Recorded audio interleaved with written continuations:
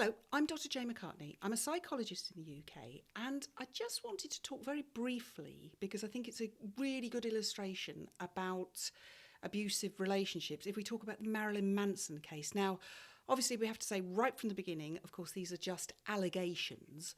But what's interesting about this case is an ex of his, Evan Rachel Wood, has come out and said about a highly abusive and psychologically, physically, and I believe sexually abusive relationship.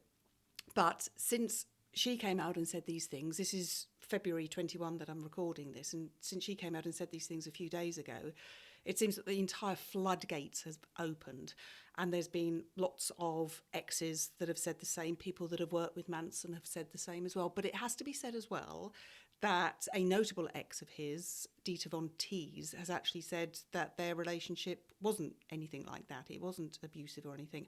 And he's also put out a statement where he's actually basically said that any relationships or aspects of any relationships, his intimate relationships, have been consensual. So we have to say that right from the start. But I think it's a really good illustration, if it is indeed true, of what an abusive and coercive relationship is. And one of the things that was highlighted in the statement of Evan Rachel Wood was the fact that she said that he would gaslight her. Now, this is a kind of a go-to for this type of relationship. And gaslighting is where a person is made to doubt their own truth to the point of, they're even kind of scared of their shadow because they're told over and over again what is fact and what is truth isn't, because it doesn't suit the abuser in the relationship. And I'll give you an example. Somebody that had a highly narcissistic relationship would say things like, she'd come in, she'd put her keys down, and when she was ready to leave, she'd be looking for her keys and they weren't in the key bowl or whatever it was that she'd always put them in. And then her husband would say, oh, no, you didn't put them in there. And then she'd spend a fruitless 20 minutes looking for them, and only for him to go over to the bowl after 20 minutes and kind of go, oh, no, look, here they are, because he'd moved them, he'd taken them. And it's little things like that. That's a kind of like a physical thing. But there's also mental things where, again, I'm using this as an example, a clinical example. Somebody will call somebody and they say, oh, you didn't return the call, I called you 3 days ago and I left a message. And that person will turn around and say, oh, my friend called me 3 days ago. And the person will kind of, again, I'm talking from experience of people that have told me this. The person will initially deny that person's called, but if the evidence is, no, look, the friend has shown it to them on the phone, no, I did call your number, and your partner took a message. And when they go back and they say, no, they did call and we've got the evidence that this person called, they'll either kind of make a big drama about it and kind of get moody about it, or they'll twist the facts and they'll say, no, I did tell you. I told you when, your friend called, and I specifically told you because we were, and they'll kind of elaborate it with some facts. We were standing in the kitchen. Do you remember when we were standing in the kitchen and, we were washing up after dinner or something, and I just happened to mention about them calling, and this person will think, oh yeah, well, we stand in the kitchen and we wash up every after dinner, so maybe you did. And it's about that, and that's the key thing. Oh, maybe you did, or maybe I did. And you begin to doubt your facts, and it's just a way of ultimate and utter control of that person, because that's what it's about. Because if I have control of you, then other aspects of my life, I believe that I potentially have other control over as well, if it's a work or another relationship type aspect. So that's why they do it. And they also do it because it's like a cat with a mouse.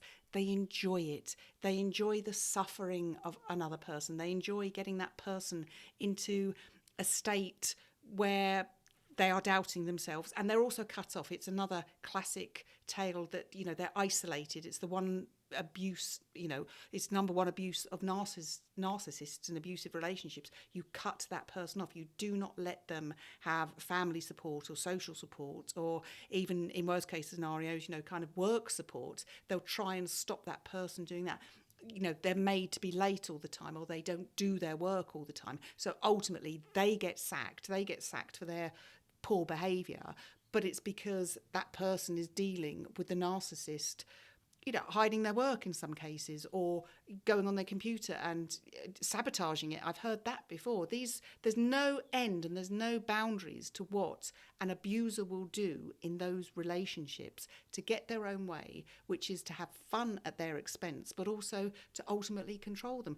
And if they are challenged in any way, shape or form, of course they just, they blow a gasket, absolutely. And then the person that's challenging them, because they have to, for whatever reason, is left then terrified and anxious and walking on eggshells.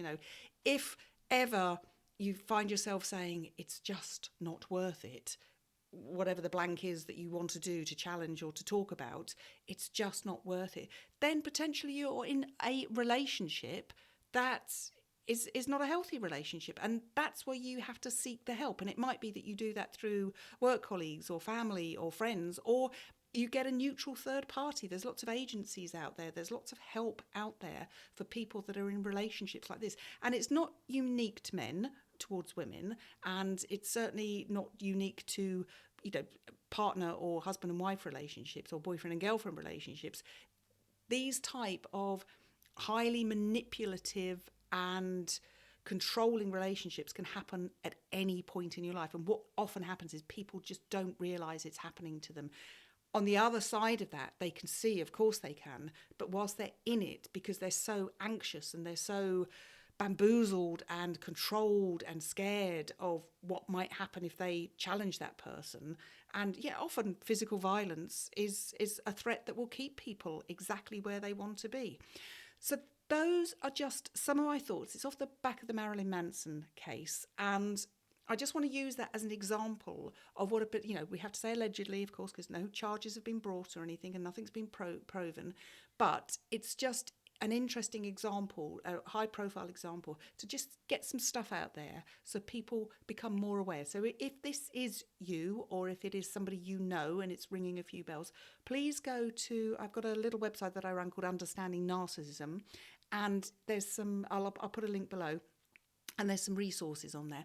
But just look, because there's stuff out there. If you're in a potentially abusive relationship, what's the worst that can happen? That you feel that you're in a potentially abusive relationship. You go and get help, or you just do some Googling, or you look up stuff, or you speak to somebody, and it maybe isn't that. What's the worst that can happen? You've just put yourself in a position of just knowing, and there's nothing wrong with that. Knowledge is power, but power with a small p. It's not this all I must have power at any cost, or I must be in control at any cost, because that's the abuser. That's the absolute abuser. Thank you ever so much for watching. If I could ask you to please subscribe, there's a link below if you're watching on desktop, and if you're on a mobile or an iPad or whatever, I'll put a link below as well. But if I could ask you to please subscribe, to comment, and to feel free to share the video as well, because the more information gets out there, the more abuse will be called to halt, and the abusers will be taken to justice, hopefully. That's the idea, because time and time again in a domestic situation, this just ends really, really badly. So thanks ever so much for watching, and I'll be along with another video shortly, and until then, thanks ever so much, and goodbye.